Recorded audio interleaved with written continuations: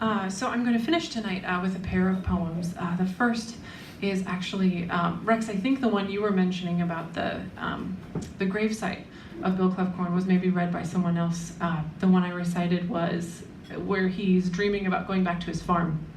Yeah, but you definitely described the situation nicely. And the part that Rex left out was that halfway through I just started weeping, just cried my eyes out, and made it to the end, and everyone was very gracious about it.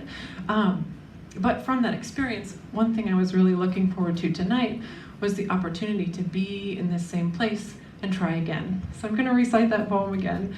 But I also then wrote a response to the poem and the experience of reciting the poem that I'm going to try to read without crying. Because I do reference my grandfather in that poem. So this is different than the grandfather in Japan. This is my paternal grandfather. We're going to start with the Bill Kloefkorn piece, and it is titled, "If Only I Can Shake Off This One Dream, All of the Others Should Follow." So there's that poem, and then my poem will follow, titled "Reading Bill Kloefkorn at MoJava," and it opens with a line from Rex that he told me after I read, so there will be that little break between. But the first is Bill Kloefkorn's poem. I am back at the farm, talking to the man who bought it, the man who, with his plethora of sons, is busy raising it. He is a large, gentle man. In his eyes, the running feet of virgin lumber, the multiplication of studs into granary and henhouse and barn, into house. The product at last, what these busy strangers will deign to call the home place. The man is impatient to return to his work, yet with the corners of his eyes he talks to me. He does not understand that these little weathered hulks were one day large enough for all of us. At the hands of his sons they are pasteboard. Well, no matter. All I want is a little time to stand for a final time. Some things, after all, exist beyond the crowbar and the sledge. I am thinking of rock and gumbo and bunchgrass, of the angle of the house against the hill, these, mister, and the water that cooled cattle in the pond just over there are what my nights, alas, are made of. And he nods, but he does not understand. He believes in the future. The poor, demented bastard believes in the future, and I want to explode. I want to bleed and quarter him on the spot. I want to throw my arms around him and crush him to the ground and call him Father, Father, Father. Reading Bill Kloefkorn at MoJava. From Rex, you were absolutely open to the ancestors around us, and you let it fill you up and spill. There is nothing to explain the shift from high stool audience perch watcher to round mic voice boom sharer.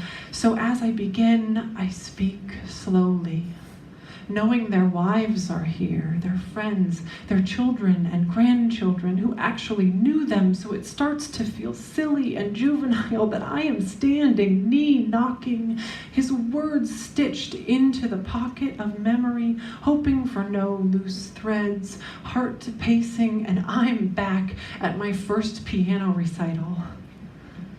There's a photo of me in a dusty album, in a floral dress, pink on black on piano bench, legs dangle. I had practiced for that too, stitched muscle memory into my fingers. I sit sideways, don't even need to look at the audience. We are at a piano store in the mall, all reflective. Most shoe scuff heel clicks just passing by, but enough eager parent proud attention that I can't catch my breath.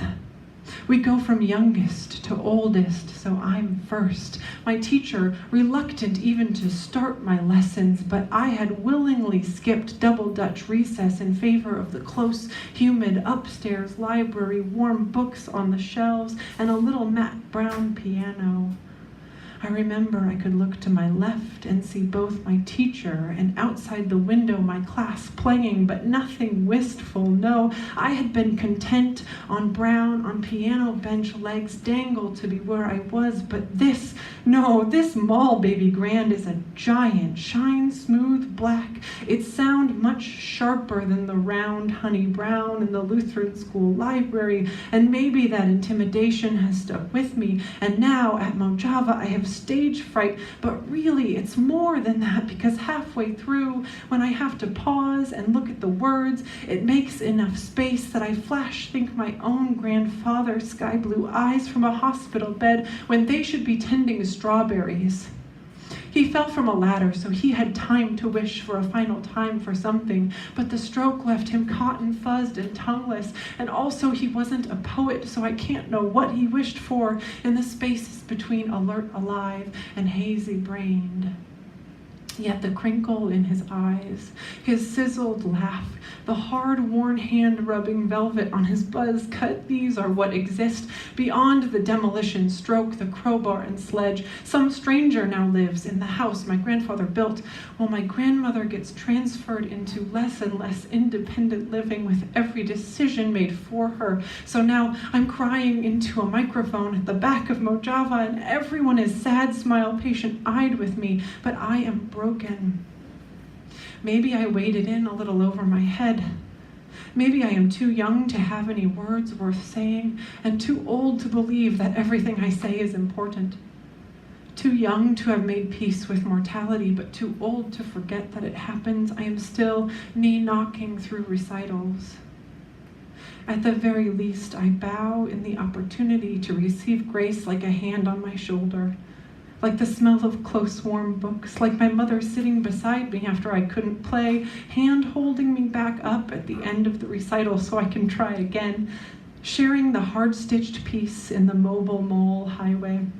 Maybe nobody remembers hearing children play that day, but maybe the sound of a small, scared, floral-dressed girl receiving grace at a baby grand piano plays in the shine-black soundtrack of their dreams. Plays like the sound of a sky-frail final grandfather, eyes meet mine, and a squeeze at my hand one last time in the moments I forget before waking.